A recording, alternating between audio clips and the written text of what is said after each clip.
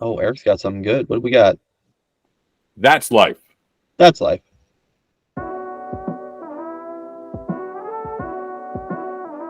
'70s? That looks like a probably from the '70s. A big 70s energy on the front of this, right? Gold Leaf. No. 67. Oh, well, you know. That's 70. We're building up to it. We're getting there. Yeah. Mexican music. Two I hope words. that's all it says. It's close. Mexican music, colon. Two words that conjure up a wonderful world of images. You hear the battery of percussive sounds moving rhythmically between the happy blare of horns, and you think of the conquistadors and Aztecs, Zapata and Villa in many colored serapes and sombreros, and the teeming streets of Tijuana crowded with sidewalk stalls and tourists in white, summer ice cream soups. Was this written by, like, sounds like a history report from, like, a middle school class. Like, that was just so much to cram into that sentence. This is by Larry Alexander. So, Look him up. on it. But something is happening to traditional Mexican music. Something decidedly American. Is there oil in the music? Sounds like they need some freedom. There it is. There's a Dixieland break here. A rock and roll riff there. The original Mexican sound has been superimposed over the songs of the states, and the result is something that comes out as a hybrid which somehow sounds original. It is the best of two worlds, and it delights everyone.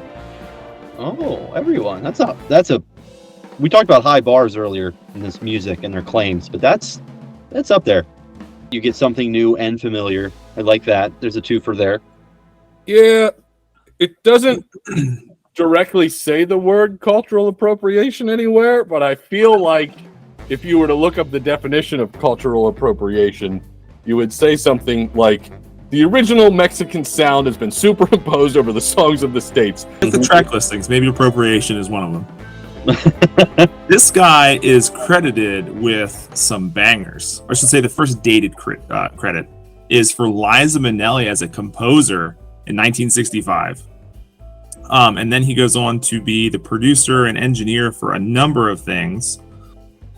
Devo, Diana Ross, Foreigner, Bon Jovi, Eric Clapton, a lot of Phyllis Hyman.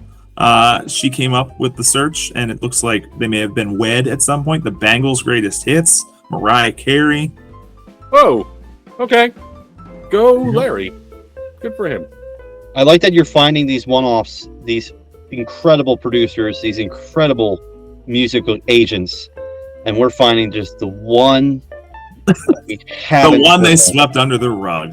To be clear, when I search for these, I'm at like that shelf under the records with the other records that are $2 or less. That's where these come from.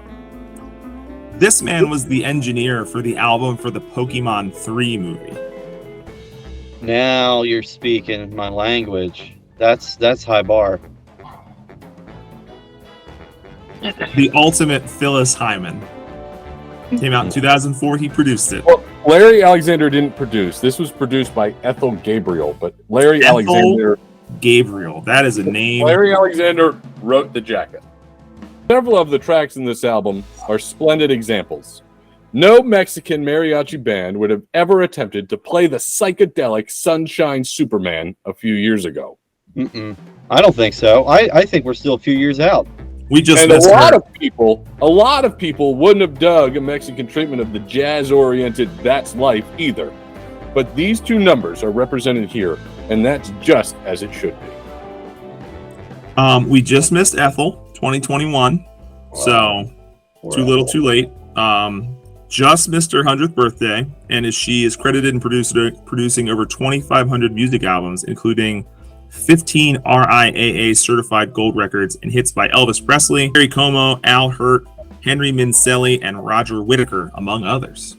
Not that the older Mexican cum Spanish material is ignored. It isn't. Listen to the spicy Ray Martin arrangements of Bésame Mucho and You Belong to My Heart. Caliente. Listen also to the Ray Martin original, Mariachi Blues. Then note the word blues and reflect that it was not long ago that the sound of St. Louis and the sounds of Olvera Street were considered incongruous. Incongruous. Yeah, that's the word. Hooked on phonics, something.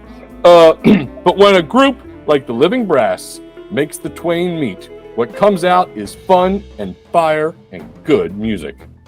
Fun, fire, and good. Is this the Incongruous. first time fire is being used as an adjective this way? Lego.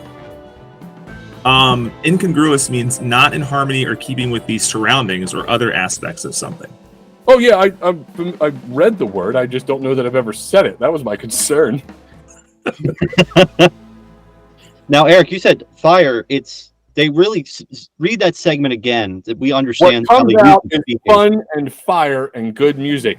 This might be. We might have stumbled across the first time somebody's called something fire. Yeah, you're Like- speaking like- youth. You got youth lingo. You got youth lingo now. Now it's a program for the kids. It is. It's No cap. This is YouTube Kids. No cap. For real. For real. It's bussin'. You're It's gonna- a bussin'. Nope. It's not mid. You know, you might watch one and think it's mid, but it's not. Oh, I know how to play this game. Yeet. Here's